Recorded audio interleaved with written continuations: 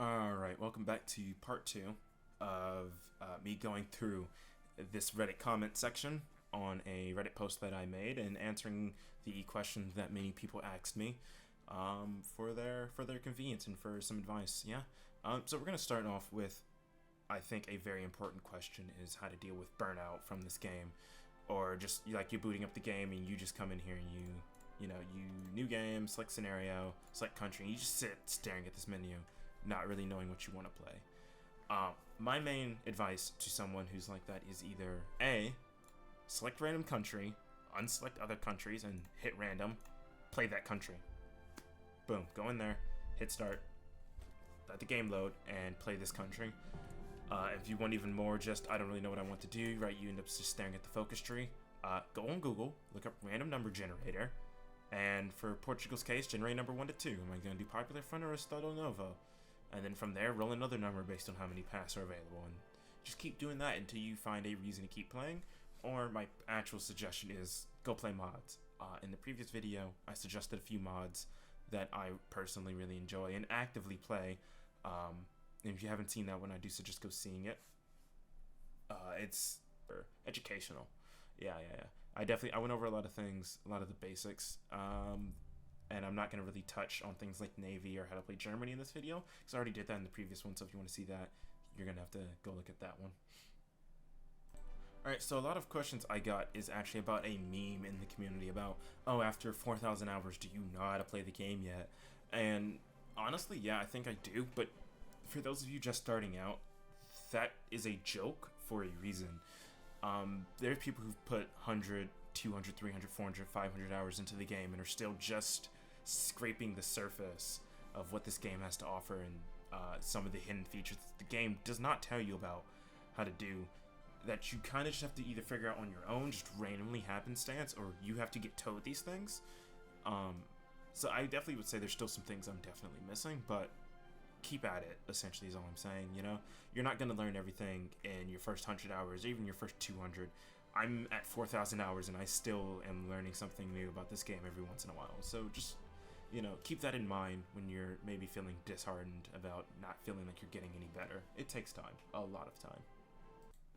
Alright, so I got a very interesting question about being in the Axis, fighting World War II with them, and then stabbing the Germans in the back to be able to kill them for some achievement runs, or like playing Italy and doing Rome and whatnot. And I felt that was a very interesting question. I felt this was the perfect save to go take a look at that. So, in this situation, France is still here, Russia's still here, and Germany is honestly fairly weak. I don't remember exactly what happened in this save, or why the Duchy of Silesia is my puppet when Germany is completely independent and actually did the Kaiser route all on their own.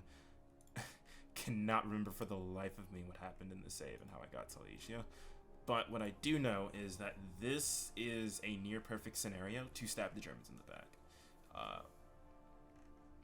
So with this many fronts open, because there's a front down here in Italy, there's a front over here in France, there's a front in Denmark, and there's a front obviously in Russia. All it takes is and in Greece. All it takes is closing up a few of these fronts, and just like that, we're in a prime position to deal a decisive blow to the Germans. Now, the main issue are these 3 fronts: Russia, Greece, and then these 2 fronts here in northern Italy. Reason being is because these fronts are actually against me, right? These are fronts that, if get out of hand, could easily storm into my core territory here in Austria and begin causing problems. Or if this Greece front actually were to break, because I'm the only reason why this Greek front isn't breaking, if this were to break and Albania and Bulgaria to fall, so would my Yugoslavian puppet here, so would my Romanian puppet here, and so would I. And same with the Eastern Front. If the Eastern Front were to collapse, it would spell disaster for me. The only fronts that don't matter are the Northern Front here and the Danish front here. So essentially what my plan would be is to kick out the British from here, start pushing into southern France. Don't have to cap France. In fact, I'd rather not cap France. I would simply take the territory Vichy we get, Occitania, essentially, most of that, and preferably focus most of my attention on killing the Soviets and the Greeks, actually capitulating them and ending those fronts entirely. This would then still leave Germany in a compromised position here in the Benelux and in Denmark, which I could then leave the faction, take my entire empire with me, which, mind you, would be everything down here except Bulgaria, and beat the Germans to death, where they already are. They're already stretched extremely thin. They're down to 200 divisions, which is actually quite a bit less than me. And if I tag switch over to Germany, I wouldn't be surprised if they were in a massive equipment deficit. They're actually not a massive one, but they have no infantry equipment left. They have no artillery left. They have no support equipment left. Right? They're in a problem. Whereas I, on the other hand, don't actually remember. I might be about to look stupid here. Yep, nope. I'm fine on everything except for trucks, which that's just because my supply lines are stretched so thin across all of Europe, and all of my supplies are fully motorized. I'm also out of trains. I think those have just been getting blown up. But like, as you can see, like, this is a possible run for me to go ahead and deal a decisive blow to the Germans simply by stabbing them in the back. These are the kind of situations you want to look for. You want to look for Germany at their weakest, not at their strongest, right? Now, of course, the issue is you can't leave when fighting a war together. That's why I honestly prefer to be faction leader. So, like, if I were actually planning on stabbing the Germans in the back here, I would have made the Central Powers rather than letting them make it. But either way is fine. Just this way, I have to wait for both of these wars to end with the Allies and Stalin, respectively, before I can obviously stab the Germans in the back. Alright, I can actually use this game to show the answer for another question. So someone asked, very specifically, how to win as a semi-historical minor Axis country. And the answer is, unfortunately, you just don't. You have to take some way, shape, or form. You have to take the game into your own hands.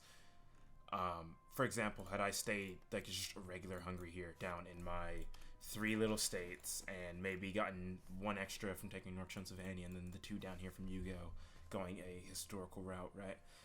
I would not be powerful enough to help the Germans win this war. Now, going Austria-Hungary, I'm more than powerful enough to help the Germans win this war. In fact, I'd say I'm stronger than they are. I have a bigger economy than they do. I have a bigger army than they do. I have more mills than them, more civs than them. Like, I'm essentially the faction leader at this point, and just, unfortunately, it just isn't plausible. You're betting on the AI carrying you and not losing to other AI, which is just a coin toss. You have to do something to put the game into your own hands if you want a good chance of winning as playing a semi-historical or historical minor. That's just the way it is, unfortunately. Alright, so back over to Steam. I got asked a few times about DLCs. Which ones are worthwhile, which ones aren't worthwhile. I can only get 1 or 2 DLCs, which should I get? And let me talk about that. Alright, so let's start from the beginning. The first Sabaton soundtrack. You don't need it. All it does is add a music radio to the game. Don't really worry about it. I have it because it was like 99 cents and I like Sabaton, so I got it just as Sabaton will play in game. Simple as that. Let's start with the first real DLC, Together for Victory. So, looking at the store page, you can see everything that the game adds, but I'm just going to break it down real quick. For the important stuff is the Commonwealth Focus Tree, so that's Canada, Australia, New Zealand, the Raj, which is India, and South Africa. Then you also get his pass and such, and then it added Puppets, Lend-Lease, but Puppets and Lend-Lease have both made it into the base game. Same with the Spearhead Battle Plan, same with tech sharing. I believe tech sharing has. I'd have to double check. Don't quote me on that. And the Land Battle Log, right? That stuff is in the base game at this point, right? So all you're really getting is the focus trees, and they're, if I'm being honest, some pretty mediocre focus trees. So don't blow all your money on Together for Victory. Then you have the Sabaton Soundtrack Volume 2. Same thing with the first one. It's just music. Isn't that important? We go over to Death or Dishonor. the next DLC after Together for Victory. This one added focus trees for, I want to say, Hungary, Romania, and I want to say Yugoslavia and Czechoslovakia, if I'm not mistaken. Let me just double check real quick. Yeah, Hungary, Romania, Czechoslovakia, Yugoslavia. Yep. It also added equipment conversions and then puppet interactions and some diplomatic stuff. The puppet interactions, diplomatic stuff, if I'm not mistaken, is in the base game without the DLC at this point. So again, all you're really paying for is Hungary, Romania, Czech, and Yugo's focus trees. However, you're not really paying for the up-to-date Yugo focus tree because Yugo got updated again after this DLC's release. So you're really only paying for Hungary, Romania, and Czechs on that one. Waking the Tiger. This focus tree gives focuses to all of the Chinese warlords, as well as China and communist China. It also gave Germany its... They literally don't even have the crap here. But it gave modified focus trees for Germany and Japan. Added their Authis Pass. So honestly, I would consider this one to be quite an important DLC simply from it expanding Japan and Germany's focus trees, and then obviously adding actual content for China. I believe this is also the DLC that liberated, I'm pretty sure it's in the base game, Manchukuo and Mingukuo into actual puppets, or that might have been Death of Designer. I'd have to double check. It isn't that important though, because it's in the base game. Next up, got Man the Guns. This is the naval update. If you're trying to learn the game, this one's extremely important because any tutorials or anything you look at about Navy will be on Man the Guns. Without Man the Guns, Navy's completely different. I don't even remember what Navy was like before. It's been so long. But this also adds Authis Pass for Britain and America. So honestly, I would say if you were going to get any of the DLCs, this is definitely one of them. That's Waking the Tiger, Man the Guns, I would say are only about the same tier. Actually, no, I'd say Waking the Tiger is probably about a C tier, and Man the Guns is a solid B, with Together for Victory and Death of Designer being D tier. Alright. Next up, we have La Resistance. This added focus trees for France and Spain. Sorry, it updated the focus tree for France, and it gave Spain and Portugal focus trees. I think the Portuguese tree is one of the better trees in the game. Same with France. I think Spain could use a little bit of work, but it's honestly pretty good. And it's because it's essentially all just built around the Civil War. So once the Civil War is over, you don't really have too much to do. It also adds the spy agency and collab governments and such. I would put this in a solid A tier for focus trees. It's not important for you trying to just learn the game. It doesn't really have anything that's necessary for that. But it is a solid tree. Also, the French tree has its updated historical path without the DLC, if I'm not mistaken. Next up, you have Battle for the Bosporus. This added a focus trees for Bulgaria, Greece, Turkey, and I'm pretty sure this is the one that updated the tree for Yugoslavia on top of what it had already been. It was just some minor updates. They also minorly updated Romania. I don't even think they talk about it here because it was so minor. That is literally all this DLC adds. This one's definitely F tier. It is the worst DLC they've ever done because it didn't actually change anything about the game. It just added 3 focus trees and did some minor edits to some other ones. No Step Back is probably the best probably the best DLC the game has to offer. It updated the focus tree for the Soviets, it updated the focus tree for Poland, and it granted a focus tree to the 3 Baltic nations, Estonia, Lithuania, and Latvia. And then on top of that, it also adds the tank designer, the army corps, the new supply system. If you were going to buy a DLC, it would be this one. 100%. This is the best DLC they've made. S tier, easily. Then you have By Blood Alone, which as you can see by even just the Steam reviews, you can probably skip this one. This adds focus trees to, it updated the Italian focus tree and added focus trees for Switzerland and Ethiopia. It also gave us the aircraft designer, unit medals, and the updated peace conferences. The only thing I would say is worth it in this DLC is the updated peace conferences and the updated Italian tree. If neither one of those 2 things seem that important to you, then you can just go ahead and drop it. And again, same with France and Russia. The base Italian tree in the base game, to my knowledge, was updated, but it just only has its historical path. So if you just want to play non-hist Italy, then you'll need the DLC, but if you're fine with just historical, you don't need this. And then the latest DLC, Arms Against Tyranny, adding focus trees for Finland, Sweden, Denmark, Norway, and Iceland.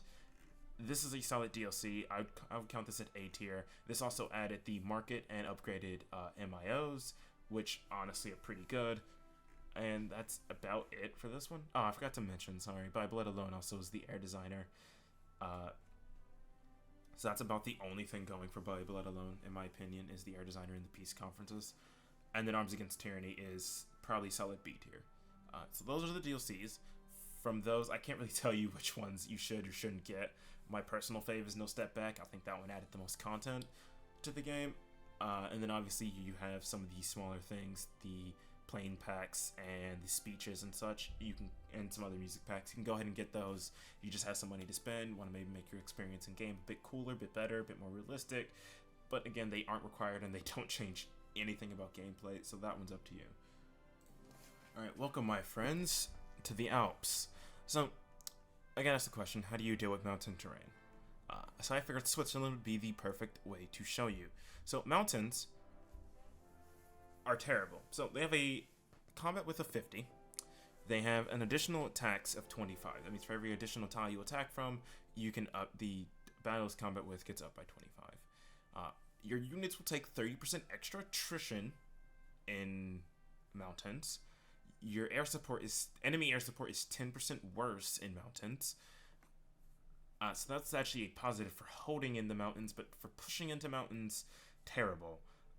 Supply truck attrition is plus 100%. You will lose twice as many trucks that for supplying simply due to attrition. And then of course, divisions are slower. Divisions take more org loss. You get the winter attrition because it's winter, and it is winter for longer in the mountains. Org regain is slower, entrenchment speed is slower, division attack and breakthrough are decreased, attacking division speed is decreased, supply efficiency sucks, supply trucks take additional attrition,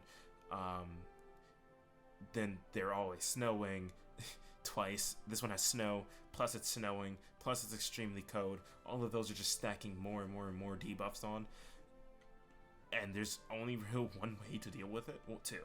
There's two ways to deal with mountains. Way one is the Swiss method, Mountaineers. You'll see their entire army at the start of the game is just variants of Mountaineers. Now, I don't know why they have three different ones due to their focus tree. That's why they're all exactly the same. They get edited through the focus tree, I believe. But this is your best bet. So Mountaineers get a 30% movement bonus in mountains, a 35% attack bonus in mountains, and a 10% defense bonus in mountains.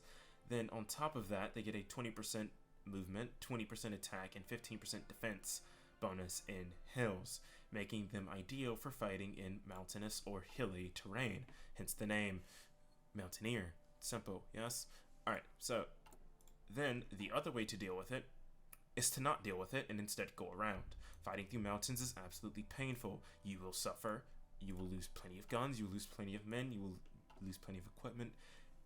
Most times it isn't worth it. You're better off just attempting to go around.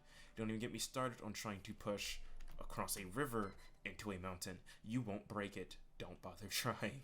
It isn't worth the losses. This is another reason why pushing into the Maginot Line is so difficult. Hills, mountains, and then urban, and a mountain there, and then a hill there, and a hill there. Like, the Maginot Line is not just defensible because of its forts. This tile will never break. There's a big river into a mountain with a level 10 fort. You won't break it. Don't try. It's a death sentence to your units and your equipment and to my sanity. Please, I'm begging. Right, so in addition to mountains, there is rivers. Let me just tag switch over to Japan real quick because they start with Marines. You will see that when it comes to rivers, Marines get a 25% movement, 30% attack, and 25% defense bonus. They're not just for naval invasions. Okay, now granted, they do get a 65% attack bonus for amphibious, which is why you're supposed to use Marines. For naval invasions, they're really good, and they only get better as you research better Marine technology and even go down the Marine doctrine. Same with Mountaineers and them getting better at fighting in mountains. This helps, and this helps. Alright, so make sure you do all that stuff if you're really going to be fighting across rivers and mountains. Now, with rivers, it's not as bad as mountains are. they don't provide as bad as a debuff, and it's a lot less pertinent. You can usually push across rivers with just infantry, especially the small rivers like these. It is the big rivers that you really need to worry about trying to push across. Those are the dangerous ones. They have a worse debuff to trying to push across a big river than across a small river. Okay, so I think a very important question to answer is, what is combat width? So combat width is essentially how many divisions can fight in a battle, right? So when a battle starts, actually, let me, 1 second. Figured it would be easiest to show this rather than explain it without any real visuals. So when you have a battle, you can click on this here, and this will pull up the battle menu. And as you can see, this number right here in the middle is combat width, which is determined by this number here, 50. As you can see, 50, combat width 50, additional attacks 25. Again, like I said previously, that means for each additional province that you are attacking from, it will increase the combat width by 25. So mountains by default have 50, but since we're attacking from 2 provinces, you'll see that the maximum combat width is 75. If you hover over this, you can actually read and it'll tell you exactly what it is. I'm just going to read this word for word. Decides how many divisions on each side will be able to join the fight. How much width a division takes up depends on how it has been designed. By attacking from multiple directions, you can increase the available total width. I recommend for a lot of things in this game simply hover and read, and it will tell you a lot of things. So, as you can see, there's 2 divisions fighting in this battle that are using up 35 combat width, and the enemy has 1 division using up 24. If I attack with the rest of these, and unpause real quick, you'll see that these divisions have now moved into the reserve. Now, when they're in the reserve, they have a chance of reinforcing. This is their reinforce rate. Now, your reinforce rate is upped by your radio. As you can see, this provides 5% reinforce rate. You can get signal companies, which will grant initiative. The higher the initiative a unit has, the quicker it can reinforce into a battle. This is the actual initiative stat that you see here, which can be upped by, like I said, putting in the signal company. This will then grant these an additional 22% initiative for the level of signal I actually have researched. But anyway, there are things you can do to increase reinforce rate. Like, for example, there's some chief of armies that do it. I don't believe I have one here. And there's also some military high command that can do it. Again, I don't believe I actually have one to be able to show you. But back to combat width was what we were actually talking about. The combat width of a division is also determined by its design and is here. Support units do not apply to your combat width. Only the units actually in combat battalions are. So as you can see, the combat width of this division is 18. Reason being, each infantry battalion takes up 2 combat width. So that's 2, 4, 6, 8, 10, 12, 14. Artillery is worth 3, and anti-tank is worth 1, for a total of 18 combat width. That means in this battle of 75 units, I can fit about 4 divisions in it. Now, you can at times get this number higher than that number, but your units will incur a penalty for overstacking. Now, so long as you don't go too far over that number, there's really no way to determine whether you do or not, honestly. But so long as you're not too far over that number, you shouldn't find that the debuff is greater than the bonus you're getting from having the extra units there. But if I go ahead and I unpause here, you'll see that unit has reinforced into the battle, and so have those. And now I'm actually at the maximum of exactly 75. But you see that this one is a mountain, and as such, 50 plus. So this is where the province is actually that's attacking. So this one's 50. Then from this province attacking, it's 75. And then from this one attacking, it's 100.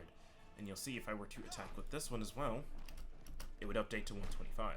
And that division I attacked with is now in reserve. I'm actually going to have those divisions sit back though, because I want to show off the way that this works.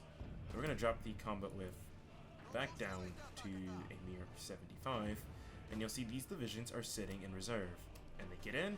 Right, now we're sitting at 69. Nice.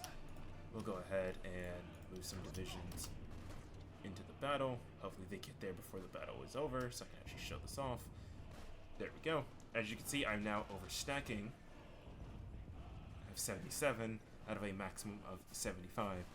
So long as you're not going too far over, the game will allow you to do so, but again, you do receive a small penalty for that. And then you'll see this last division is sitting here, waiting to get into the battle.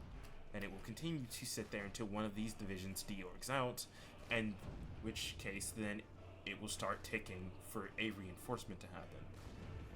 Which, again, is a 7% chance. The base value is 2. When you research radio, you get an additional 5, and again, there's other ways to increase it. But now if I attack from here, you see that up to 100, and one of those divisions reinforced. And then we win the battle. That is the basics of combat width. Each battalion has different combat width. For example, AA is 1, artillery is 3, AT is 1. Their motorized variants are the exact same. Motorized is 2, armored cars is 2, cav is 2. Tanks are 2, though the tank variants are different. And then all of the infantry types are also 2. So most things sit around 1, 2, or 3. In fact, I think all things sit at 1, 2, or 3. Those are just the basic things that you can roll with. And there you have it. There's combat width. Alright, I figured I should answer another question about division designs. I answered one last video about just basic ideas of what division designs are and what they should look like.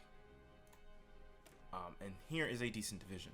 Now, the specific question was about this guy struggling to field enough divisions, more than 2 armies, as a minor power, which, to be clear, is possible. I'm doing it here as Bulgaria. Granted, I have cores on, like, the entirety of the Balkans. If I go, like, I have cores on all of this, so to say that I am still a minor power would be a bit of a stretch.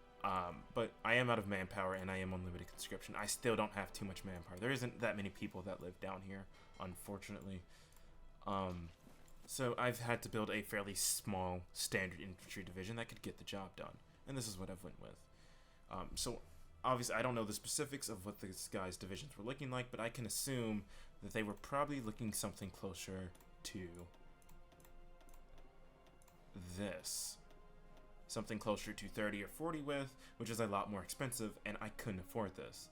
This is an extra 4,000 manpower, a whole bunch more artillery and infantry equipment, stuff that I just can't afford. Now, I mean, I can at this point, but early on, you just can't afford this. And I already can't afford this manpower-wise. I need to up my conscription to extensive, and that'd probably grant me another 500,000 to 1 million manpower to work with.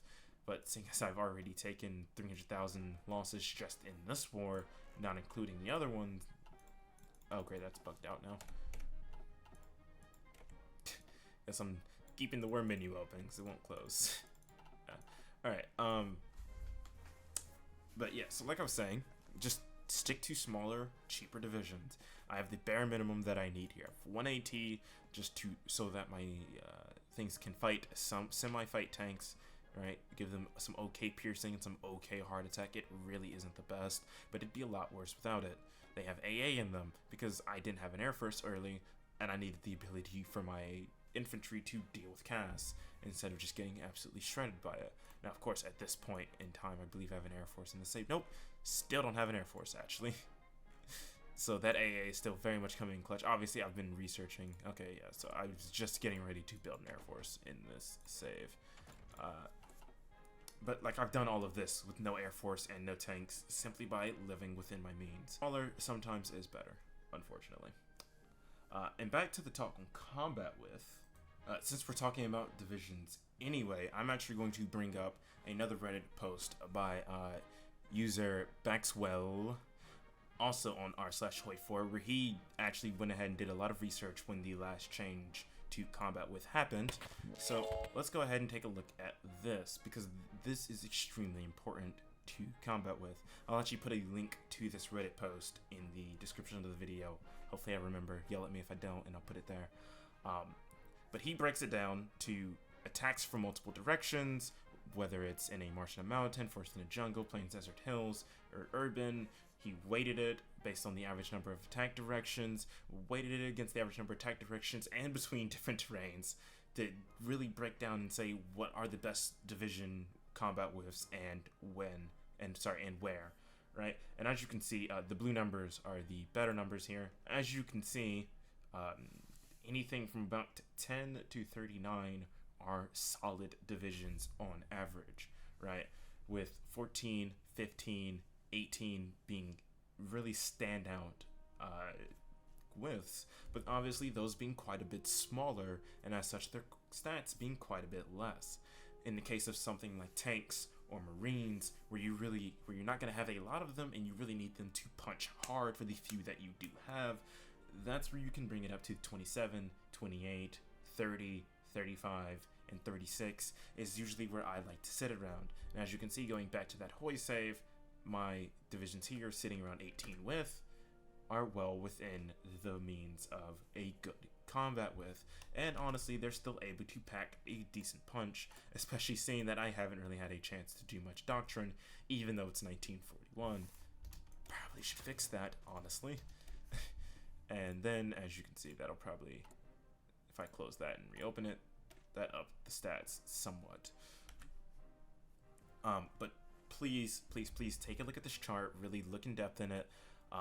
For example, when this chart came out around the time that the DLC did, not too long after, I was playing Finland, and I was trying to figure out what the best division for Finland would be for being able to hold it. And if we go ahead and look, I forgot I can't close that.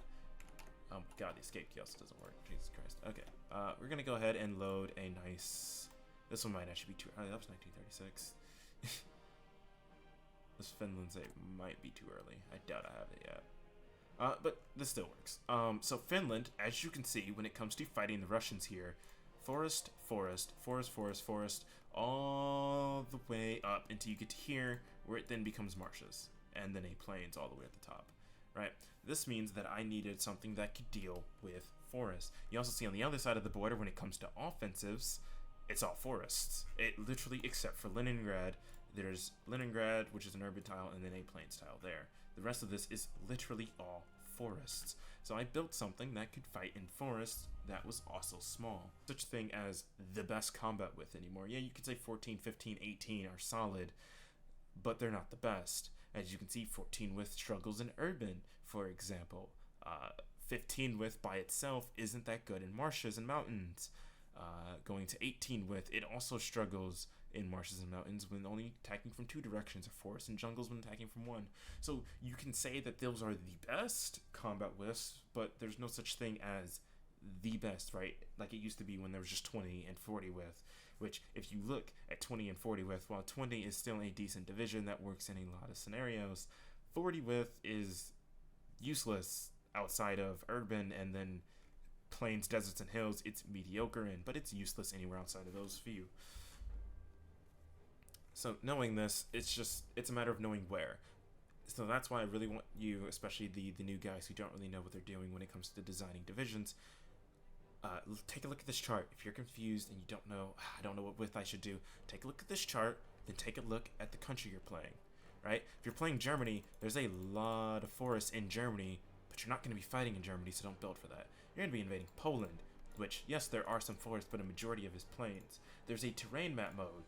You can hit F5 or go down here to this little arrow, open up to the terrain map mode, and you can see what the terrains are. You can see there's forests and forests. You can see there's tons of plains. There's plains all throughout here. This is all plains. You look at Russia, plains, plains, and then you get into forests. This is what I mean. A lot of people ask me, oh, what is your go-to division? I said I change it a lot depending on the scenario. I'll even change it in the middle of a war depending on the scenario, right? If I'm pushing into Ukraine, I'll have divisions built for fighting in plains. But if I'm pushing into northern Russia here, just north of Belarus, I'm going to switch those to divisions that can fight in forest, because it is literally all forests. Does that make sense? If you're fighting in Italy, where there's mountains, build them to fight in mountains. It's a lot to take in and a lot to understand, but understanding that and being able to dictate what you need and when and where is extremely important to building good divisions that will work for the scenario you're fighting in. Alright, so I got a question about game difficulty. So the game, by default, without any mods or anything, has 5 difficulties: civilian, recruit, regular, veteran, and elite. If you're trying to learn the game, there is no issue with dropping down to civilian or recruit. Not at all, okay? It will help you out, and honestly, it will make the game easier to learn. For example, when I was learning how to play Crusader Kings 3 and Victoria 3, for example, two other Paradox Grand strategy games on a very similar vein to HOI4, I played on the easiest difficulties when I was learning how to play the game, until I got comfortable seeing that I could consistently win on Civilian. Then I went up to their equivalent to Recruit. When I found that I got passably at that, I was able to significantly win, at that. Then I went up to the normal difficulty, and I've been playing on those ever since, right? Now, I definitely just jumped into the boiling water when it came to HOI4 and just started playing on regular, but you don't have to do that. There's no shame in playing on Civilian or Recruit while you're learning how to play the game, right? Now, granted, playing on Civilian and Recruit, don't try to learn builds on Civilian and Recruit, because as you can see, this gives massive bonuses to production and PP gain and other things, right? It doesn't actually change the AI difficulty or anything like that. There is no changing the AI difficulty. Even when you go up to these higher difficulties, all it does is just start debuffing you and giving the AI cheats. Like, for example, on Elite, good luck killing encircled divisions before the AI breaks them out. You're also just absolutely crippling yourself. Minus 15% PP gain, 10% supply consumption, minus 30% production efficiency cap, minus 30% research speed. It isn't a difficulty tweak for the AI. It's not making the AI better or worse, tweaking these difficulty settings. It is simply, how much do you want to handicap yourself because the AI is so bad? Which made sense early on for the game when the AI was a lot worse, but these days the AI is passable enough where you don't really need that. And I was just playing on regular. Don't go up to Elite and Veteran, unless you really want to. Like, I'm not stopping you. You can. There's nothing stopping you. But just personally, I wouldn't recommend it. If you really want to make the AI more difficult, come in here, mess with these sliders. Rather than handicapping yourself, this will give the AI buffs similar to what you would get to dropping down to Recruit or Civilian, right? This will give the AI very similar buffs. In fact, better buffs than what you get. I would suggest doing this, knocking this up a stage if you really want a difficulty tweak. What I do not suggest doing, however, is going to Elite difficulty and then turning all of these sliders up to the max and fighting the AI, like doing Germany, so keeping that one low and doing this. Can't say I recommend doing this. It's not fun. Don't bother wasting your time. Like that's a challenge run that you can do if you really want to. What you can also do is come in here and mess with the AI behavior. If you really want to set them to do specific things, maybe you're trying to set up a specific scenario. You can also do stuff here with fragmentation, just all of this stuff. It's up to you. Personally, I don't mess with much of that stuff. In my multiplayer games, we have a fort rule, so I will come over to maximum fort level and drop it to 5, because we have a maximum fort limit. But that's about it. Keep things on regular. Historical, honestly, if you want a difficulty tweak, turn historical off and just play the game and just watch the AI do shenanigans. You'll likely see that the game is much harder with historical off than it is with it on. And that's about what I can offer you there. Otherwise, go play Black Ice, or there's other mods that will make the game more difficult. Okay, so I got a question about factory retention. Now, to make this very obvious, I've done something that you should never do in a game, which is I've just gone ahead and researched all of the production texts here without getting any of the industry ones. Or I guess, honestly, you could still do this the same way if you were to just go concentrated rather than dispersed. So there are 3 things you need to worry about when it comes to production. Production efficiency cap, and production efficiency retention. So let me explain what these 3 things are. So first off, production efficiency is simply how efficient your factories are at producing that thing.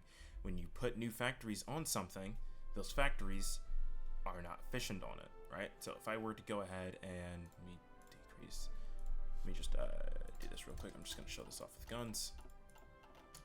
So if I were to go ahead and say add 5 factories to this line of production of guns, you would see that that slightly decreased my efficiency, right? That is the overall efficiency for producing this.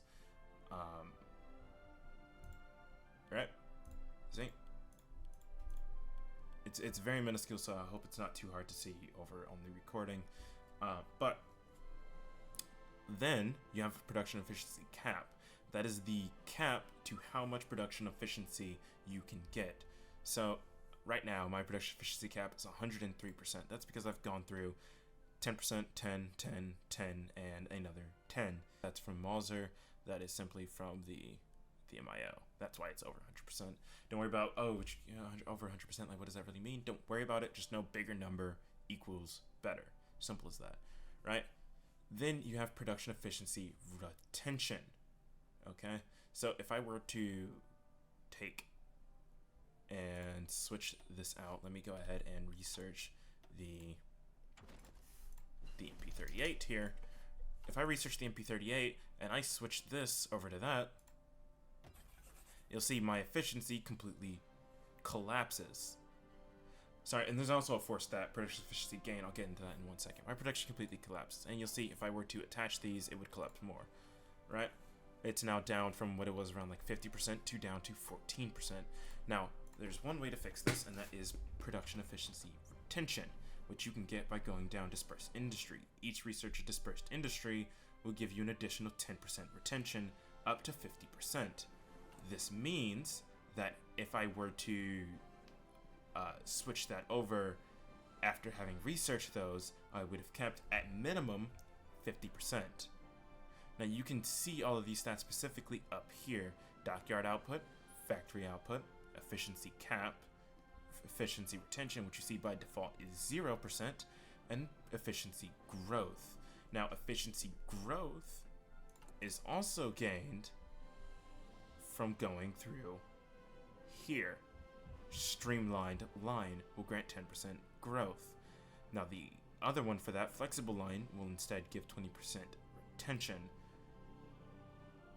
Now you can get efficiency growth some other ways as well, but the main way is simply this down here.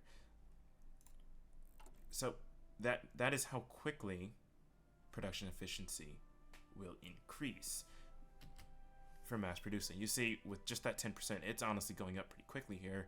In fact, it's 0.6 a day on average. But you see that number is decreasing as more of these factories get used to doing it, less of them are getting more efficient, and essentially it's just decreasing that, right? Now, you do get a base amount even without that, right? This is just an additional percentage. Even without that, you do get a base amount that you get. Your factories won't be non-efficient until you get down to that 1945 tech, so that's not something you have to worry about. And you see this is honestly going up pretty quickly with that extra 10%. Without that 10%, it does go a lot slower. This is one of the main reasons why dispersed industry is preferred by people, is the retention that you get from that. You don't get that if you go concentrated industry.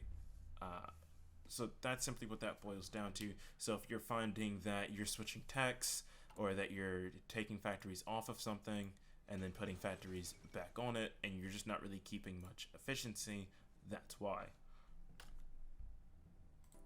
Alright, welcome to HOI4's tutorial. Don't do this. Don't play this. Last I checked, the tutorial was no good. It's been years since I've played it, but it really isn't that good. But for those of you who are going to do it and are sitting here struggling to beat Ethiopia in the tutorial, don't worry, that's fine. Let me show you how you do it. So first things first, you're going to want to select your 18 divisions here at the top. Then you're going to want to select your 7 divisions here at the bottom. Simple, yeah? Then you want to hover over this, hold shift, left click. That'll select all of your unassigned divisions. Go ahead and give them an army. Then you're going to want to hit S about 2 times. Or exactly 2 times, sorry. That'll split it in half. S is the same as clicking this button here, select half the current divisions, and then you put the rest in that army. Then you'll click this army, you'll hold shift and click that army, you'll click the field marshal, you'll go ahead and grab this, sort by attacking, get Rodolfo Grizzani, you'll go to the other army, put in Giovanni Messi, you'll go to the other army and put in Alessandro Pizzia Baroli. Honestly, Messi's your only other good general. The rest of your generals suck. Then you're gonna do something. You're gonna do this. You're gonna go ahead and hit S 3 times. You're gonna do S 3 times. right? That'll give you 3 of the divisions of this general. You're going to put them here on the Sultanate of Os's border. Then you'll select the general again, and you'll click it, and that'll assign the other 21 there. You'll hit the offensive line button, and you'll just drag an offensive line like so. Then you grab the Southern Army, and you'll go ahead and set up a front line in the same manner, and except this time, drive it up to the north. Hit go on both of those orders. Your army here in Libya and Italy will start shipping down there, and they'll start reinforcing those lines. Then the next thing is you want to grab your Air Force, and you want to bring it down here as well. We'll worry about splitting this Air Force up and actually deploying it once it arrives. Ethiopia doesn't have an Air Force, so we're actually just going to send the fighters back. That's what I meant to say. We're going to send the fighters back. Pause, let those go. Boom. Now this airport is no longer overstacked. We're then going to select the tactical bombers only by left-clicking them here. We're going to hit S. Just like with the divisions, that'll select half of what's selected. And in fact, we're actually going to want less than that. We're actually just going to manually go ahead and select the CAS and one of the attack bombers, and we're going to send that south. And we're going to deploy it here. Then we're going to click this to deploy them on CAS orders. Then we're going to select the rest of these here and put them there also on CAS orders. Alright, so then on January 15th, 1936, you'll get the event in the Christmas Offensive. You'll get 2 options, by any means necessary, and we need to be methodical and deliberate. You're going to take by any means necessary. This will grant you an additional 15% attack bonus against Ethiopia, and it will make your air support 75% more effective. In return, it will increase the second Italo Ethiopia in war by 1. That's fine. So long as they don't get up to... Where is it? So as long as they don't get up to level 5, you're fine. When they get up to level 5, they'll close the Suez, which will mess with your supply. On top of that, them getting to level 3 gives them an embargo. Level 4, they're able to get arms. And level 6, they can start getting reinforcements. And it just gets worse and worse the longer you're here. You want to end this as quickly as possible. Now, I'm not going to bother with focuses or anything or actually doing the tutorial, but you do want to take Ethiopian War Logistics first, and that's all I'm going to show. From here, you can legitimately battle plan the AI, simply by hitting go on your orders and letting your generals kind of just take control. Now, I do still come in here and I still will micro some things, especially the Southern Front. The Southern Front will surprisingly be the front that tends to bog down a bit. I'm actually going to drop this to 3 speed so I can actually micro this a bit better, right? And we're just going to slowly push the Ethiopians back. Now, Mussolini has given you 2 orders: conquer northern Ethiopia and conquer southern Ethiopia. This requires you to have at least 2 of these cities in the north and 2 of these cities in the south. So you're going to focus on rushing those cities that Mussolini has specified. You're also going to make sure that your air support is actually supporting you where you need it. For example, we're no longer fighting in this air zone, so we're actually going to switch to this air zone. If you don't want to have to micro this, what you can do is you can select the air and you can click it to attach it to the general. You can do the same with this. That way it will automatically follow and split the best that it feels is that it can do. And as you see, they've left the city open. We're going to push there, and we've broken them here. The south will collapse faster than the north simply because the north has to deal with the mountains, and pushing through those is painful and difficult. Yes, doing this, you will lose a lot of equipment. Yes, doing this, you will lose quite a bit of manpower. In fact, we've already lost... and just like that, success in southern Ethiopia. We're going to pause real quick. We've already lost 3,000 men, but we've killed 22,000. Now, we've gotten success in southern Ethiopia. That means we've completed what Mussolini wanted us to do, right? We've taken Wal and we've taken Gaba. That's 2 of the 3 cities he said we should take. This will then grant us some bonuses and Ethiopia some debuffs. We're 1 step closer to killing them. Again, we're going to go ahead and take a Sela here. This will give us an airport to use that's closer up. They've reinforced it. We're not going to bother trying to push into that with just 1 tile. Or sorry, from just 1 tile with 1 div. We're actually going to go around them there. And their success in northern Ethiopia. That'll automatically complete the focus. Solid progress, which will allow you to complete around go down the good stuff and to triumph in Africa and such. Once the Civil War is over, and do any path of the focus tree you like. So from this point forward, if we look, Ethiopia has actually increased to 3, but because the AI is stupid, they luckily for us, will not rush for sending a delegation to the United Kingdom, which is around here somewhere. I don't know exactly where it is. I haven't actually played Ethiopia. I just know how it works. But essentially, they send a delegation to the UK asking to join the Allies and be a government in exile there, which will be a pain in your backside later. Did not realize I had historical AI off. Essentially, if you can kill them before, I believe it's around July, you'll get away with it. Also, we're going to go ahead and motorize our supply. We're only going to do the first level of motorization, though, as we can't afford the second level. And as you can see, the AI is spamming the last stand. We're going to keep pushing anyway. Under normal circumstances, do not push into an enemy who's using last stand. The losses you take simply won't be worth it. But as you can see here, we're breaking through at Asala finally. We've broken through in the east here. We actually haven't even gotten the Asa event yet, which means we're making wonderful time. We're taking a Soza. We're actually going to pin them there so they can't reinforce. Pinning is when you attack a division to stop it from being able to move. Divisions that are pinned will be forced to force retreat, which is much slower than them just regularly marching, and that's if the AI will even still force retreat out of the tile. We're going to keep pushing along the west here. And again, so an event will fire for us to annex the Sultanate of Asa. It actually hasn't even fired yet, which is great for us.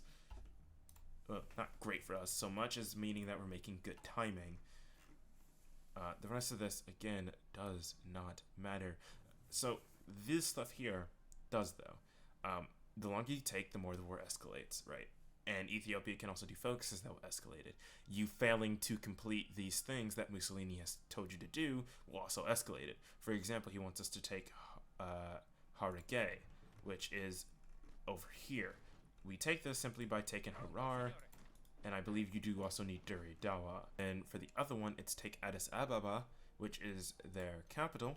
And I'm actually just going to go on 4 speed real quick so this can happen a bit faster, because I don't have all day, simply to show you how to beat Ethiopia. But I am happy to help, but this video is about a bit more than just fighting the Ethiopians and killing them.